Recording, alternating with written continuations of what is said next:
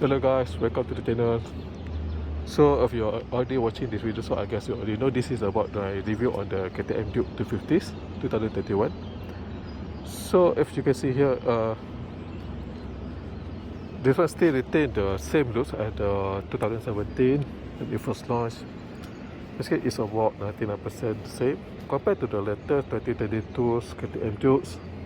So this one it retained the halogen headlamp. Compared to the latest one, it has the LED headlamp. So yeah, so basically this is the only differences, and also the differences is on the price, because this one, if you when I bought it last year, I think about November last year, it's around 18,000. So basically it's about 2,000 or 3,000 cheaper than the launch price. So yeah, if you're looking for this bike, what are the things that you need to know?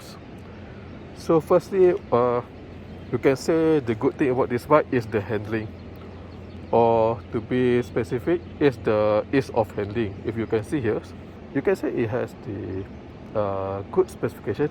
It has the good suspension. It has the upside down forks, and it has the display load adjustable suspension from WPs. But I think the most important thing is how the bike handles. So for example, when I sitting on here, actually I'm not sitting inside the bike, I'm like sitting above the bike. So if you see, my elbow is significantly higher than the handlebar. So what this means is, it's easier to push the bike to get into corners. So compared to the other bikes that you are more like sitting inside the bike, so you need to, because your reach is furthest, so you need to pull the bike to get into the corners. So but if for this one, because you are sitting more upward position and closer to the handlebars, it's easier to push the handlebar instead. So if you know about the logic behind the doors, for example, you also notice if you go to the pump station, right, to the gas station, it's easier to push the door rather than you pull the door, right? So the same ergonomics logic happens here. So it's easier to push the handlebar to get into corner. So this means taking corner with this bike is easier to do and also more comfortable. Aside from that, it comes with the larger tires compared to the rest. So this one comes with, if not mistaken, is 110 width 60s tire from Metzeler's. For the rest is 150 60s, but this one I changed to Michelin Rock 5. Aside for that, the good thing is it has the good seat. It's quite wide, so it can support the rider and also the passengers comfortably.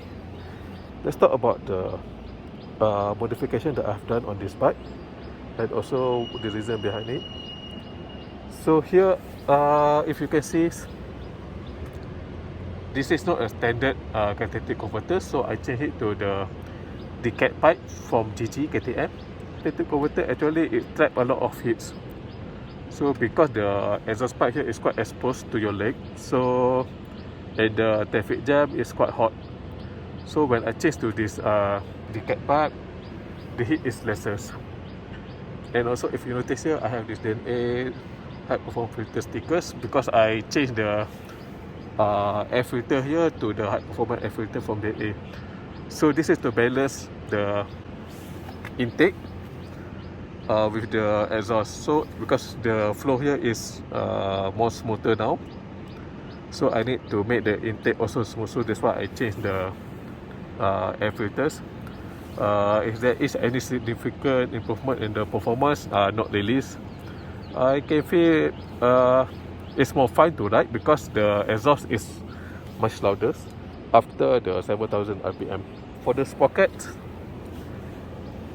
I've made a video before about changing the sprocket to 13 ticks front.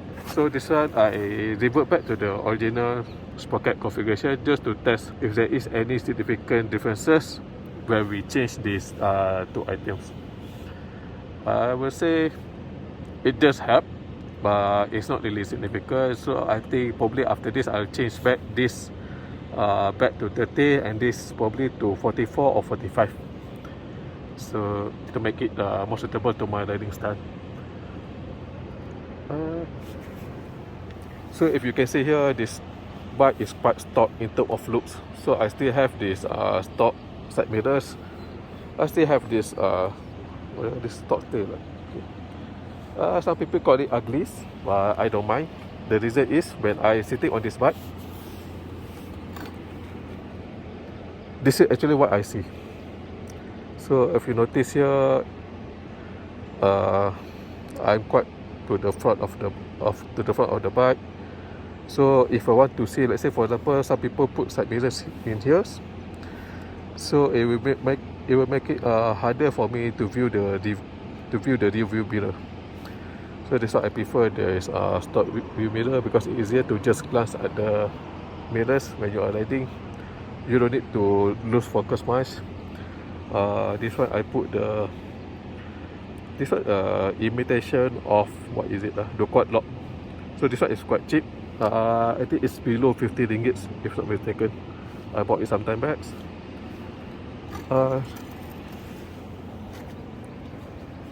Also for this one, I didn't replace it because although it doesn't prevent the water splash much, it doesn't have this flap here, but I did it to wrap my carrying net.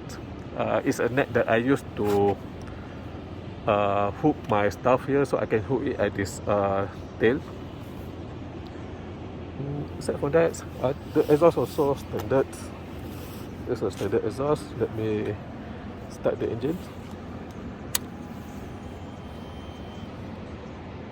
So this part is still, it has no fuel already. It just about today 7,000 kilometers mileage.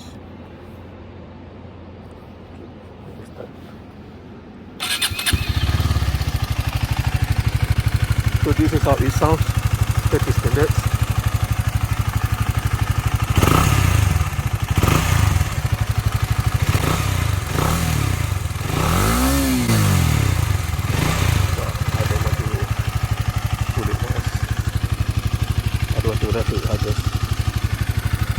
This is how the bike sounds.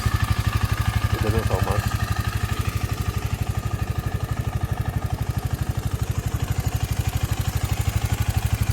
So yeah, so if you are really looking to buy this bike, I would say the main reason is for the ease of handling. The handlebar is comfortable. It's easier to push. Power wise, I would say the power is, if you are looking for top speed, this is not the bike for you. But if you are looking for a bike that are powerful enough, it feels powerful. It's not powerful, but it feels powerful because it has torque engines. I think if you are riding around town, this bike will feel powerful. But if you are riding on highways, you will feel less powerful because of the higher gear ratio.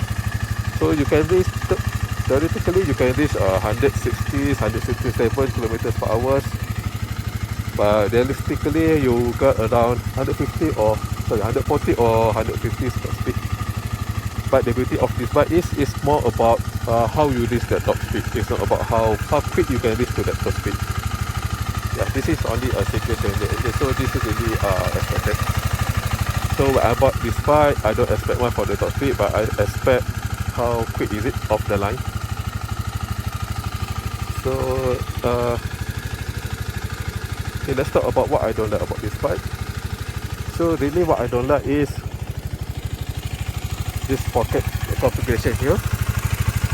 So the standard 40 tooth front, 46 tooth rears. I think it's not really a good combination for this bike. If it's me, I would rather to have 47 tooth at rear or 48. I think 47 is better. But because finding the 47 tooth rear pocket for this build facility is really hard, so that's why I changed it to the 30 tooth front and to 40 tooth rear pocket. So for that, I still keep the sprocket, so I'll change it later on. Okay, I will try the combination of 30 frog and 44 tip layer to see how it will compare to the stock and also to the 13 piece and 43 piece swing sprocket. So yeah, I think that's all the video for now. I just want to enjoy this view more, so I'm currently at the Genting Highlands. I'm not sure what is this place. This is like a parking lot. Yeah, you can see the bike making noise already. See you later guys, bye.